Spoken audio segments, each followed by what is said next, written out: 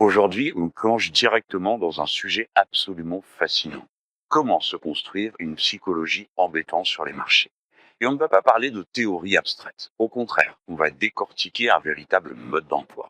Une méthode étape par étape, extrêmement concrète et franchement redoutablement efficace. L'objectif? Reprogrammer totalement la psychologie sans avoir à s'appuyer sur cette fameuse force de volonté qui, on le sait tous, finit toujours par s'épuiser et nous faire souffrir. Fini de subir les marchés, il est temps d'adopter une approche où on pirate littéralement notre cerveau pour transformer des règles super rigides en habitudes instinctives. Voilà, c'est un manuel d'utilisation de l'esprit pour atteindre la constance. Pour ce faire, voici notre plan d'action. On va passer en revue 6 grandes étapes. D'abord l'échelle de performance, puis les 10 axes clés, ensuite le moteur de l'évolution par le plaisir, la création des encres sensorielles, la validation par des références et enfin le passage crucial de la croyance à la conviction. Allez, on attaque tout de suite avec notre première étape, l'échelle de performance ou le cadre de progression. L'exigence numéro 1 quand on veut progresser, c'est l'objectivité. Les chaînes de performance, c'est exactement ça. C'est notre repère de progression. Souvent, on a tendance à s'évaluer sur de vagues impressions, genre je le sens bien aujourd'hui, ou pire, uniquement sur les profits et pertes de la journée. Sauf que ce n'est pas viable. Ici, l'idée est d'identifier des compétences très précises et de leur coller une note de 0 à 10. Sans cette ligne de base numérique factuelle, c'est impossible de structurer une vraie stratégie d'amélioration.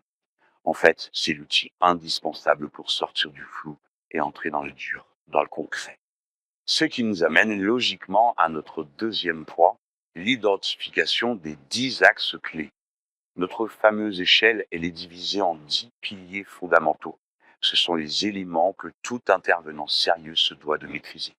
On y retrouve des choses évidentes comme la concentration, pour être vraiment à 100% durant la séance, ou la patience pour éviter de se jeter sur le premier setup médiocre venu. Il y a aussi la rigueur du management, c'est-à-dire accepter et placer systématiquement son stop loss. Et puis on a la préparation technique, l'entraînement avec le replay et la capacité à détacher ses émotions de l'argent. L'approche est simple. Si on a 10 sur 10 en patience, génial. Le problème est réglé de ce côté-là. Mais si on stagne à 3, eh bien on sait exactement où concentrer nos efforts. Et c'est ça qui est beau. Ça illustre parfaitement une boucle d'amélioration perpétuelle. L'honnêteté radicale, c'est la toute première marche. On identifie le niveau actuel sans se mentir. Ensuite, on cible l'axe spécifique qu'on veut développer aujourd'hui. Puis vient la troisième étape, et c'est là que ça devient un vrai game changer. On va utiliser une mécanique sensorielle assez unique pour forcer cette progression. On entre donc dans le vif du sujet avec notre troisième partie, pirater le néocortex grâce au plaisir. Il faut bien observer le contraste monumental entre ces deux mondes. D'un côté, on a l'ancienne méthode, celle qui est épuisante. On force les bonnes habitudes, on subit chaque perte comme un échec douloureux et on compte uniquement sur sa volonté pure. Dans ce cas-là, on subit notre néocortex, ce qui amène des doutes constants. Et de l'autre côté, la méthode pragmatique qu'on explore aujourd'hui, on dresse littéralement notre cerveau en stimulant sa curiosité naturelle. Le néocortex, il adore la nouveauté. En associant chaque petit progrès à un pic de dopamine, tout le processus devient fluide. Alors, la grande question qui en découle est posée ici. Comment rendre la discipline agréable? Comment on transforme des contraintes hyper strictes en un véritable terrain de jeu pour le cerveau? C'est là qu'intervient notre quatrième étape, la plus pratique de toutes, la création des encres sensorielles. Là, on est sur des astuces redoutablement pragmatiques. Le principe, c'est d'associer un sens physique à une règle stricte, ce qui déclenche instantanément de la dopamine et crée de nouveaux chemins neuronaux. Par exemple, au niveau auditif, lancer une musique bien spécifique agit comme un bouton on-off pour la concentration. Au niveau gustatif, on peut manger son bonbon préféré à l'instant exact où l'on place correctement un stop loss. Ça envoie un message direct de récompense au cerveau. On a aussi l'olfactif. Se parfumer juste avant la session instaure un rituel positif. Et même le visuel ou le kinesthésique. Écrire ses notes à la main dans un joli carnet renforce la discipline de façon étonnamment puissante. On pourrait même s'enregistrer en train d'énoncer une règle vitale, la passer en accéléré pour en rire et lier cette consigne à la joie. Et pour aller encore plus loin, L'assimilation devient infiniment plus rapide quand on engage plusieurs sens simultanément. Par exemple, regardez une courte vidéo avec un son percutant sur la nécessité du stop-loss juste avant de trader. Ça exploite pleinement les capacités du corps et ça transforme ce qui était un effort conscient épuisant en une action quasiment mécanique. Bien, passons à l'étape numéro 5, valider tout ça avec des références.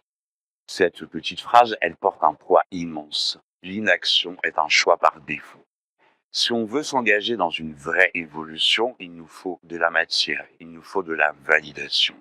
Et c'est exactement ce qu'on appelle ici des références. Il faut comprendre que le cerveau est purement logique. Il a horreur du vent. Les petites phrases rassurantes ne lui suffisent pas.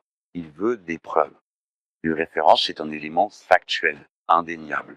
Si on installe un bloqueur de site et qu'on constate que notre concentration a tenu 2 heures sans interruption, ça y est, on a une référence. C'est l'information concrète qui prouve que notre astuce a fait le job.